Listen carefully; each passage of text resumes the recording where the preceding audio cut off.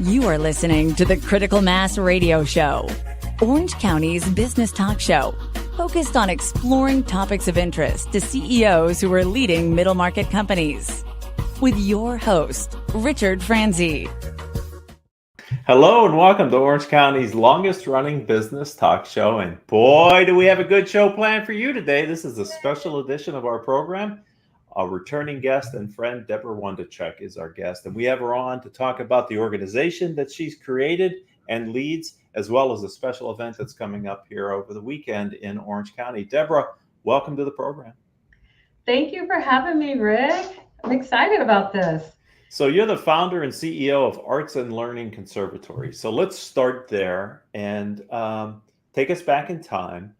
What is it that you saw needed to be done and how you started and created your organization to serve that mission? Can you tell us more about that? I absolutely can. I got to take us way back, but I won't take too long with it. The reason why I started the organization was upon being a music teacher and instructor, professor of music, I kept seeing that arts programs were being taken away from children. Even today, just with last 30 years, I've just noticed there's a lot of music programs that are not available and accessible. But if I go back even further, I'm a musician, and you can see my cello in my background here. And I was only introduced to the arts because my mom, when she was growing up, was not able to play a musical instrument. And that was due to the fact that she grew up during the Jim Crow era. And in 1945, she was 10. And where she lived, she was basically denied the opportunity to be able to play a musical instrument like all the other kids were doing at that age group. So she kind of turned those energies around because it really hurt her deeply that she couldn't play an instrument or wasn't allowed to. But she said, well, when I have kids and I'm married, they're going to all play musical instruments. So fast forward to her being married and 7 children later, we're all playing these stringed instruments. A couple of us were playing violin, viola. I played cello. My sister's classically trained vocalist, doubled on string bass. My mom she's a strong woman of faith and just believed that any artistic gifts that you receive are from God, and you need to give those gifts back to other people. So she had a very strong altruistic vein and really instated that in us with performing locally. We were in Illinois at the time, performing all over the place and taking private lessons, playing in school program and all that.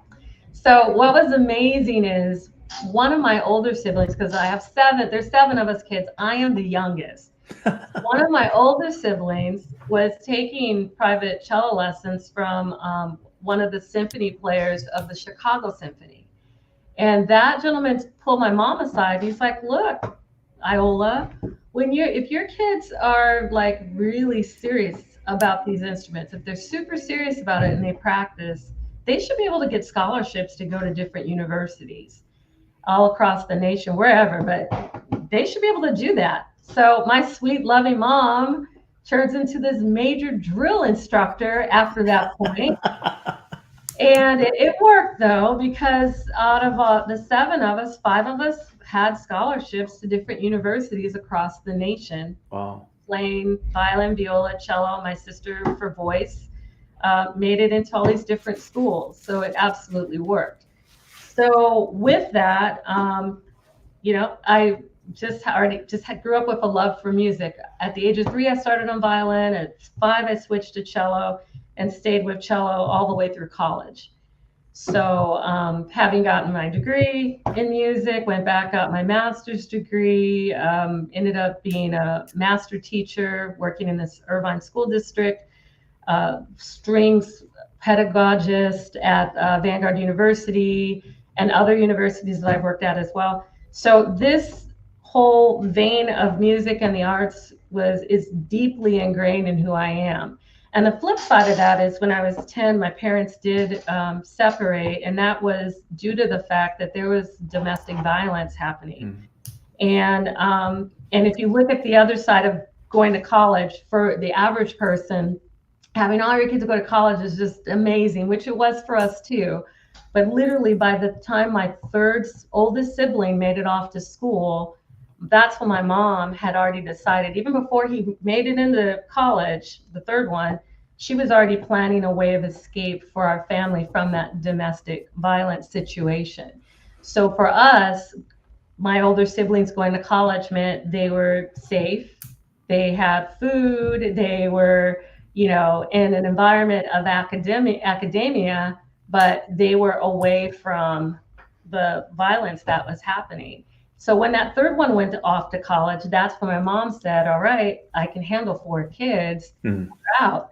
So we left because it was a life and death situation. So I left literally with a suitcase in my hand and a cello on my back. She's like, we're not leaving those instruments. Take those instruments. So the instruments came. So we ended up moving across from Chicago to Denver. We had to stay in a shelter. We were homeless. We stayed in a women's shelter. My dad found out we were in Denver somehow. And so out of fear, we moved to San Diego to try to get as far away as possible. Stayed in the Salvation Army in San Diego, moved to Oceanside, stayed there in a women's shelter. I mean, it was a pretty scary, very scary situation. But I'll tell you this, for me, music was literally a lifeline and a lifesaver for me.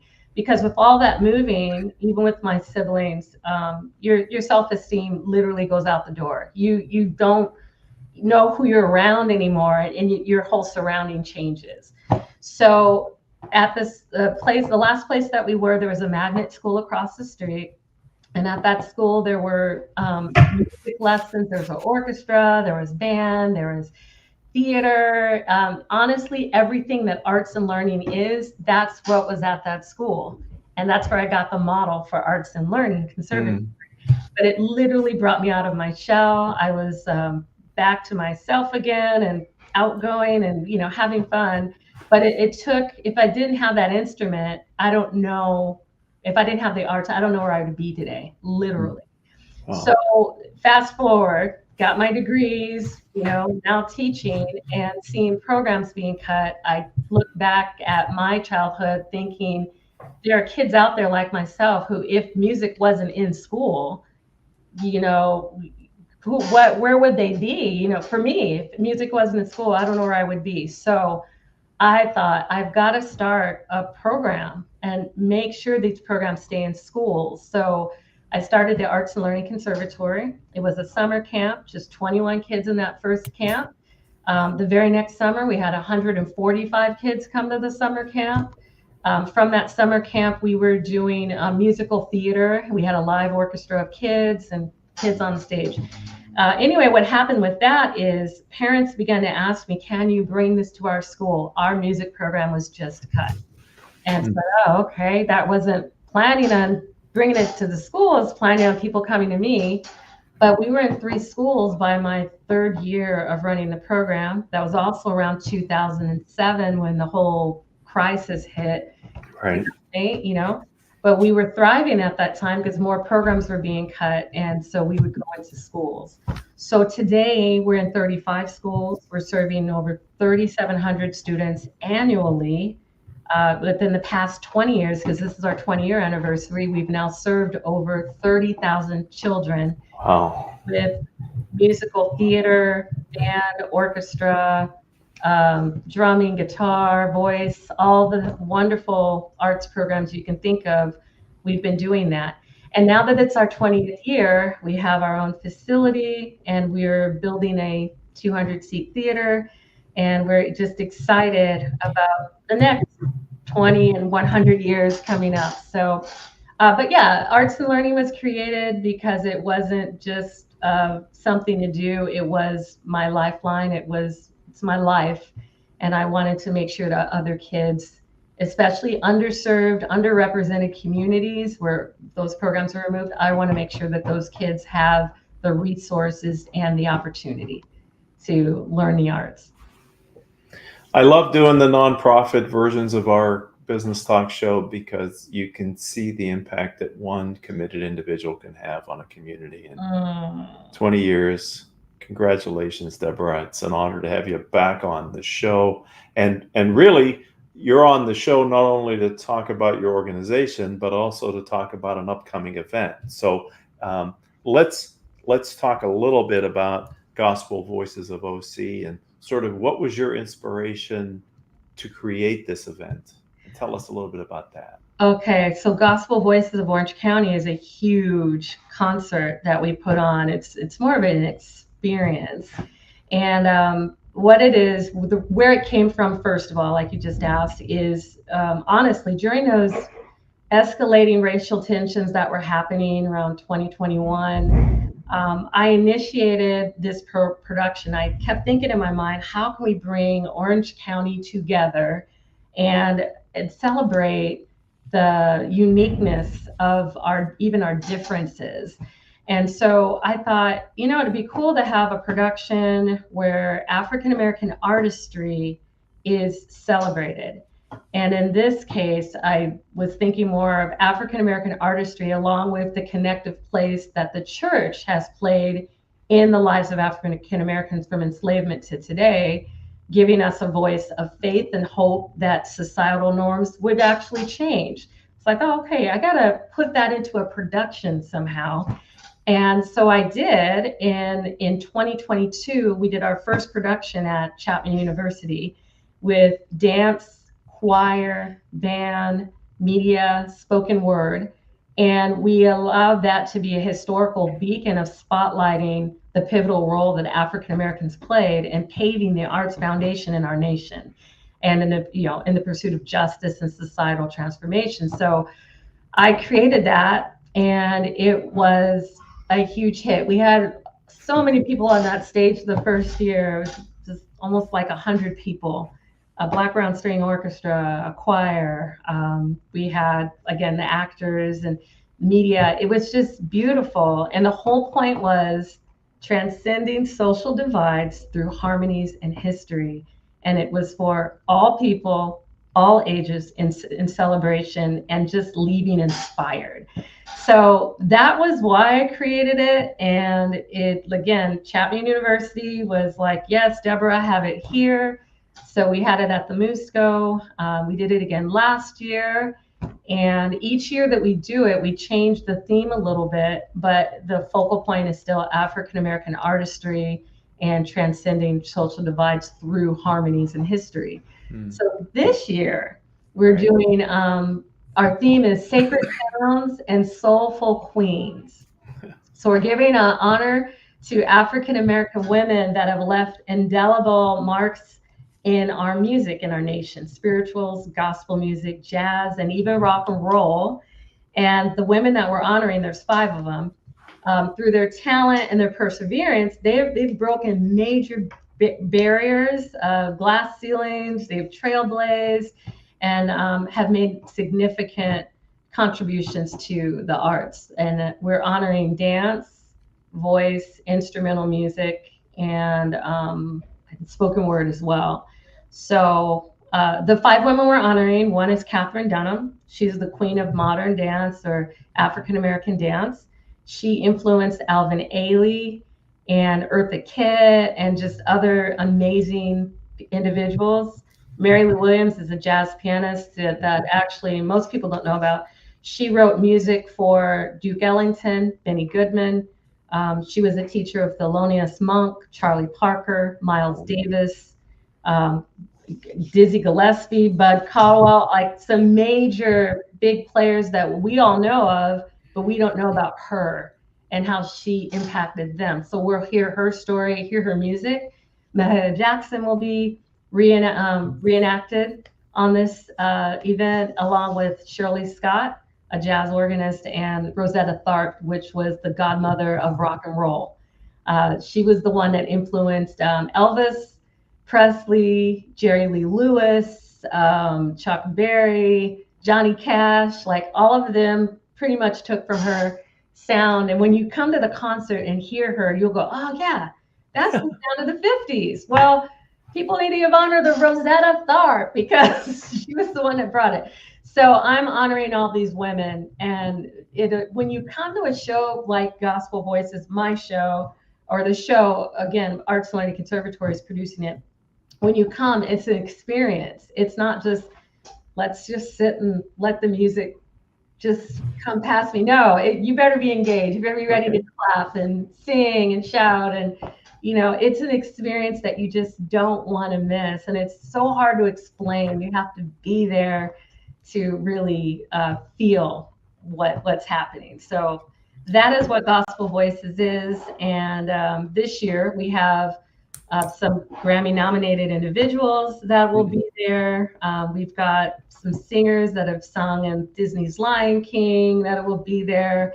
The woman playing Rosetta Tharpe, her name is Felicia Collins, and she's a guitarist with the Paul Schaefer Band on CBS Tonight Show. She's flying out to do Rosetta Tharpe for us. So we've got some pretty amazing talent that you can expect when you come and see it. And it's this Saturday night at 7:00 at Chapman University's Musco. So we're hoping to fill the house and get everybody in there and just have a great time. So it must take a lot of curating on your part to get all this together. How far in advance do you begin to plan for this event? I plan for it a year in advance. So right now I'm already thinking of what is it going to look like next year, believe it or not. Yeah. And I knew that we would do Rosetta Tharpe this year, last year, and some of the other women that are on this show.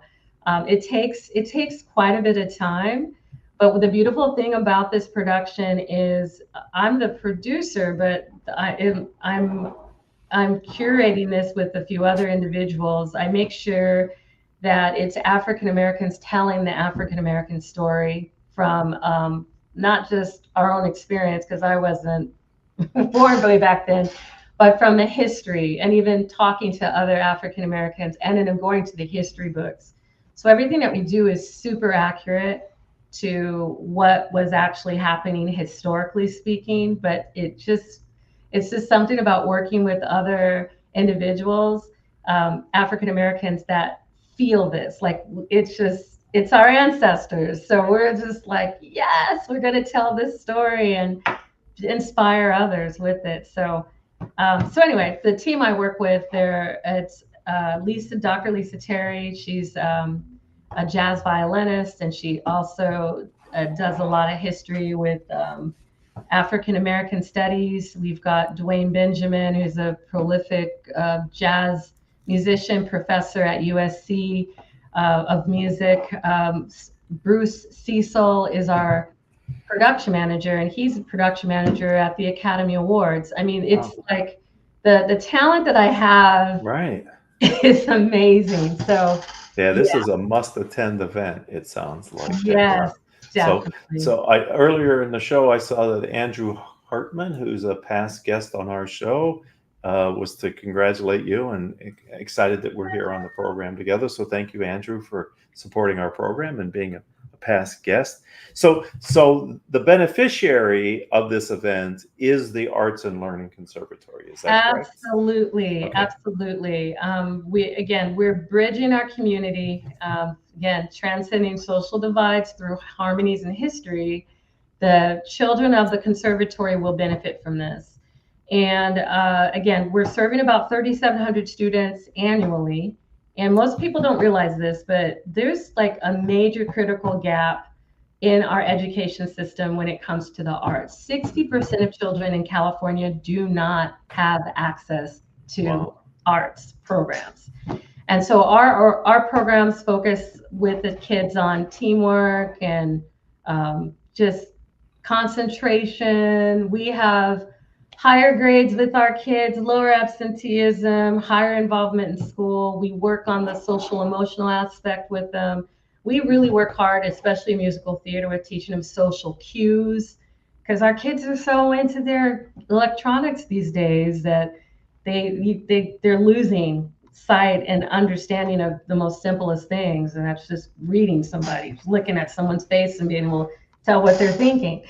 So we're teaching all these things to the kids and loving what we do. So our students benefit from this.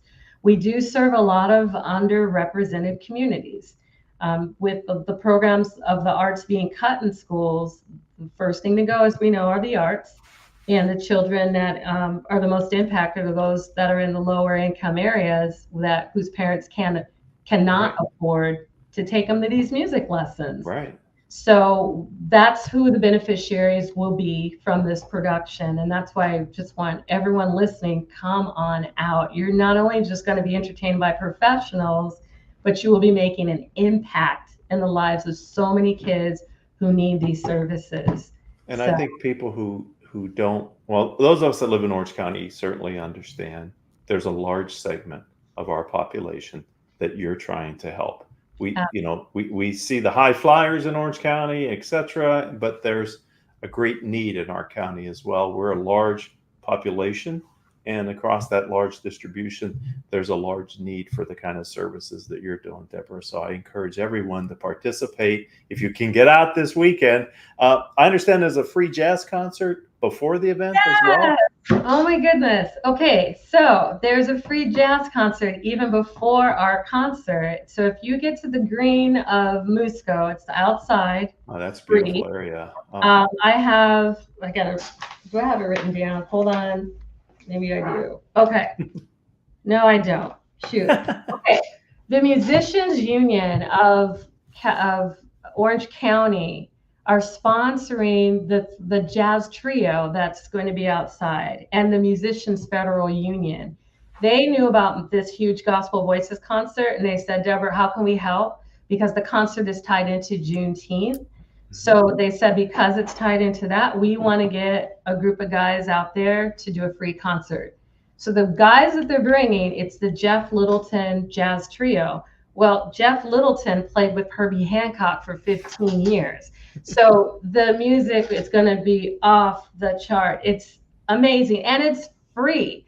So from between 5 o'clock and 6 o'clock, just be out there, have your little blanket, bring your picnic basket.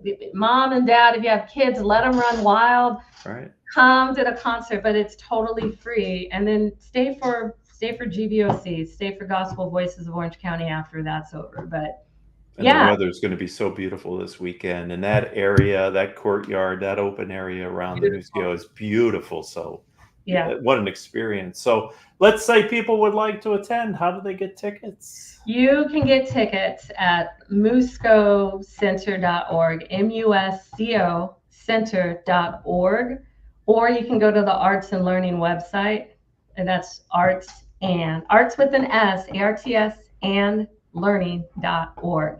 Either one of those sites will get you directly to the tickets and get you in those seats to come have a great time with us. Sounds like a joyous event.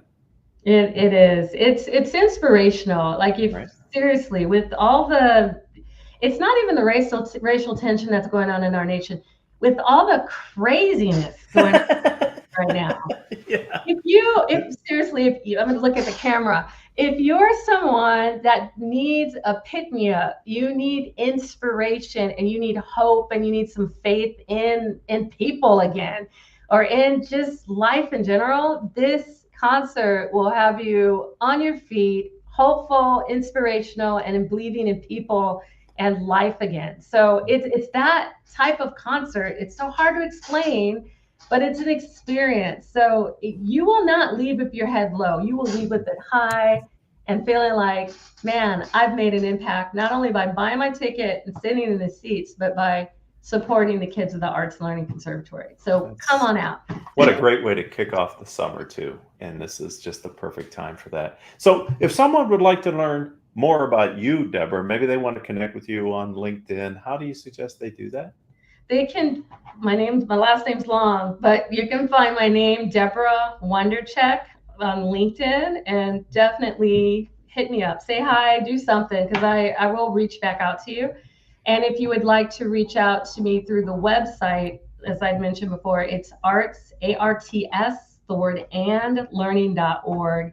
And you can find out more about our kids, our programs, and what we're doing. I mean, we're at a place now that we're growing so much so that we're going to be reaching about 5,000 students annually. Oh. Yeah. And we're in Orange County, our offices we have offices in Santa Ana as well as Costa Mesa. Oh, Costa Mesa is where we are building a theater right now for the community, for our kids, but we're going to be working with the community as well.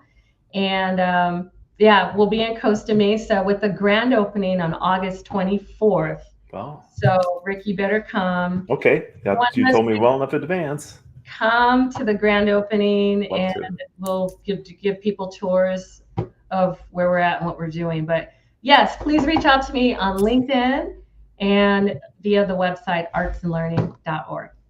Well, I'm so glad you were able to fit us into what I know is a busy week for you getting ready for Saturday night, Deborah. But it's great to have you as a friend of the community, and I'm so glad we were able to spend a little bit of time together again here on the Business Talk Show. Thank you. And I'm honored to be here. I was telling you earlier, you're fancy. So I'm just glad to know Fancy Rick. So thank you for allowing me to come on, and you're doing great things, Rick. So thank you very much. And I want to thank the audience. Thank you, Deborah, and thank the audience. You're a part of Orange County's longest running business talk show. Deborah's show is now part of our catalog, over 1,500 episodes that we've done over the 15 years we've been on the air. If you're an Orange County nonprofit leader like Deborah, or you're an entrepreneur and business owner like Andrew, and you'd like to share your story, reach out to me on LinkedIn. I'm Rick, R-I-C, Franzi, F-R-A-N-Z-I. Coincidentally, that's also our company's website, rickfranzi.com. And between Haley, our producer, who's been with us since 2016, and myself, we'll figure out how to get you on a future episode and tell your story. Until the next time we have a chance to be together, I hope all of your business decisions move your organization in a positive direction.